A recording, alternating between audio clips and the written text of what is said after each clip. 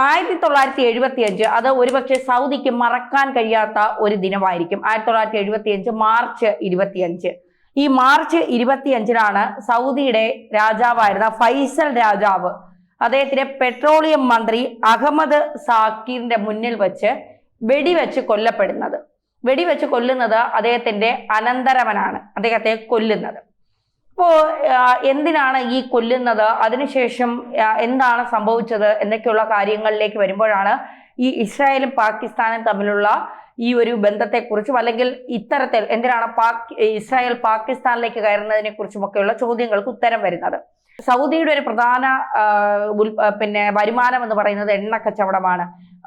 വലിയ എണ്ണ കച്ചവടം സൗദിക്കുണ്ട്, അത് എല്ലാവർക്കും അറിയാവുന്ന കാര്യം തന്നെയാണ്. അപ്പോ ഈ എണ്ണ കച്ചവടത്തിന് അവർ ഡോളർ ഉപയോഗിക്കില്ല എന്നൊരു നിലപാട് ഇവർ സ്വീകരിച്ചു.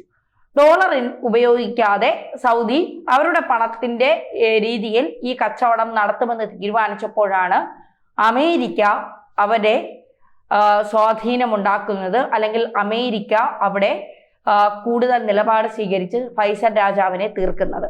അപ്പോ അമേരിക്ക ഡോളറിനെ തൊട്ട് ആരെയും അമേരിക്ക വെറുതെ വിടില്ല എന്ന വലിയ മുന്നറിയിപ്പ് 1975 സൗദിക്ക് നൽകി എന്നുള്ളതാണ് ഈ 75 മാർച്ച് 25 സൗദിക്ക് ഒരിക്കലും മറക്കാത്ത ഒരു ദിനമായി മാറിയത്. അന്ന് മുതൽ അമേരിക്കയുടെ വിധേയത്വം പാലിച്ച് അമേരിക്കയുടെ മുന്നിൽ മുട്ടുകുത്തി നിൽക്കുന്ന ഒരു രാജ്യമായി സൗദി മാറി എന്നുള്ളതാണ്. ഇപ്പോ റഷ്യയും ചൈനയും ഇന്ത്യയും ഒക്കെ അത്തരത്തിലുള്ള ഒരു രാജ്യമായി മാറുന്നുണ്ട്.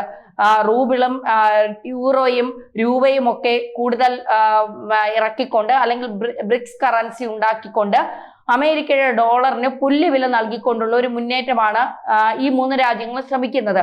അതിന് പകരം അമേരിക്ക വലിയ രീതിയിലുള്ള ശത്രുതാ മനോഭാവമൊക്കെ കാണിക്കുകയും ചെയ്യുന്നുണ്ട് ഇപ്പോഴും. കാരണം ഡോളറിനെ തൊട്ട് കളിക്കുന്നവരെയൊന്നും അമേരിക്ക വെറുതെ വിടില്ല എന്നുള്ളതാണ് ഒരു യാഥാർത്ഥ്യം.